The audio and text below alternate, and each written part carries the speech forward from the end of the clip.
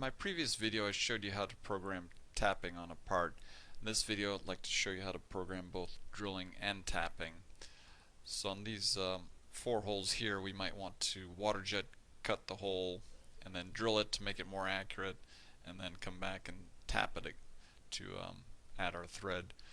So same basic concept as the tapping, but obviously a couple more steps and a couple of things you have to pay attention to, and I'll show you that. So first of all, if you didn't watch the other video, first thing you want to check is on this holes icon here. Click on this, and if you haven't already done this, when you first come in here there'll just be one selection here for HQCH, and what we have to do is add a couple of other items in here for the drilling and tapping. So what you do is you click on this new icon here, and first of all just type in drilling and click OK, and then click on this again, type in tapping, and both of these should be uppercase. Click on OK, and so now when you do this pull down menu you'll have selections for drilling and tapping, and you'll say OK to that, and then just hit escape a couple times to get out of there. So now what you can do is basically create the part like normal, but first of all what we're going to do is offset these lines to represent the drilling and the tapping. So I'm just going to use the O command for offset it by a certain amount. Really doesn't matter what this amount is, just want to make it enough so that it's easy to pick the lines. So I'm just going to offset these by 1/8 of an inch. First line is going to represent for me the drilling, and then the next one is the tapping. So we can do the same thing on these other holes. And so now we've got that. What we can do is create our part. So click on the create part icon, click on contours, select what I want to be the part, and then I want to deselect the drilling and tapping. So I can just hold the shift key down and click on the lines that are supposed to represent the drilling and the tapping, and then come back in here, say select other objects. Now I can just draw a box around everything, and it's just going to select what hasn't been selected previously, and those are again the drilling and tapping lines. Say OK to that, and we've got the lines in pink for the drilling and tapping, and everything else will be Waterjet cut. So then I can hit my auto icon to automatically add my lead-ins to the part, and next what we'll do is define the drilling and the tapping. So I click on this holes icon, and first we're going to define the drilling. So click on drilling, say OK, and down at the bottom it's saying select filter objects, or default is none, so I'm just going to hit the space bar for none, and I'm just going to select these inside pink lines here for the drilling. And as I talked about in the previous video, again, it doesn't matter what the diameter of these circles are, it's just it's using the center point of these circles for the center point of the drilling and tapping.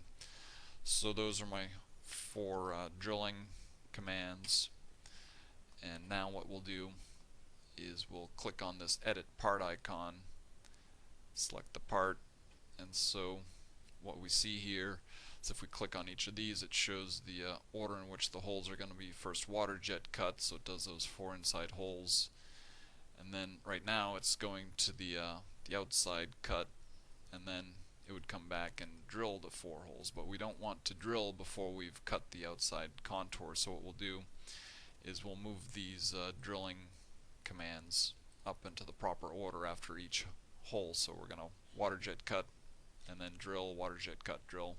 So we'll just drag this up to here, and so it's going to cut that hole and then drill it, and then we'll do the same thing down here. So I can either drag it or I can use these arrows and I can move that up, so it'll Waterjet cut and then drill, and then this one here we'll move this up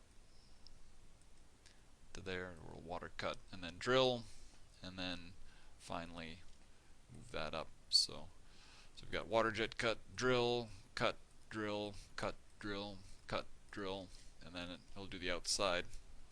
So that was the drilling. Now we have to do the same basic thing with the tapping. So what we can do is again go up to this holes icon, click on that, change this to tapping, say OK, select filter objects. Now since the only thing we have left are these outside geometries, what I can do is you'll notice this white crosshair at the center of these holes here, so it'll allow me to filter out the center points. So I can just click there, and then it says select holes, and I can just draw a box around it. Automatically selects the remaining 4 holes, and then that's done. So now what I just have to do is go back into this edit part icon again, click on that, select the part, and so now down here at the bottom, these are the 4 tapping commands, and just like before, I can move these up to the proper order. So this is the first hole that's going to be tapped, and I'm just going to move this up to go along with this here. So it's going to cut, drill, and then tap, and I can move this up to after the second one. So cut, drill, tap, and then move this one up, and then finally move this one up. So now we should have our order proper in the we should have our drilling and tapping in the proper order. So cut, drill, tap, etc. If you wanted to, you could do all the Waterjet cutting first, then do all the drilling, then do all the tapping, and then cut the outside, or whichever order you want to do it in, but definitely want to save that outside cut to be last. And close that. So now this is ready to go. We can hit our sheet prepare icon to set our 0 point, and then we can hit our NC icon to create our post-processor file, and I'm just going to call this DTE, and tool diameter is okay. Now again, from the previous videos you may not have looked at that, but under post-processor configuration, the 2 areas we want to look at here that make sure that they're set properly. Want to make sure you have drill offset off set to T0, drill offset on set to T1, drill down M100.03, drill retract time set, initially you may want to set this to 20 or 30. That's the time that you're allowing for the drill to go through the material. So initially, if you're not familiar with how long it's going to take to drill the material, probably want to have this set pretty high. And then you can drop it down as you become more familiar with drilling the material. Drill time 20, that's 20 seconds, which is used in the time calculation for giving your time study on the part. And then drill up M101.03, so those are the parameters you want to make sure are set properly in the post-processor for drilling. And then for the tapping, down here at the bottom, drill offset off set to T0, drill offset on set to T2, tap down M100.04, tap retract time set to 20 seconds, tap up M101.04, and again with this tap retract time, first times that you're doing a material, you may want to set this to a number like 30 seconds or whatever, just to make sure you've got enough time there. So once that's set properly, you can just create your NC file. Activate pre-drilling function. In this case, we're saying no, we don't want to pre-drill the material because it's not necessarily a laminated material we're doing. We're doing drilling after we're doing our cutting, so we say no to that, and then we're good to go. So that would be how you'd program drilling and tapping in IGEMS. And if you have any questions, please let us know. Thanks.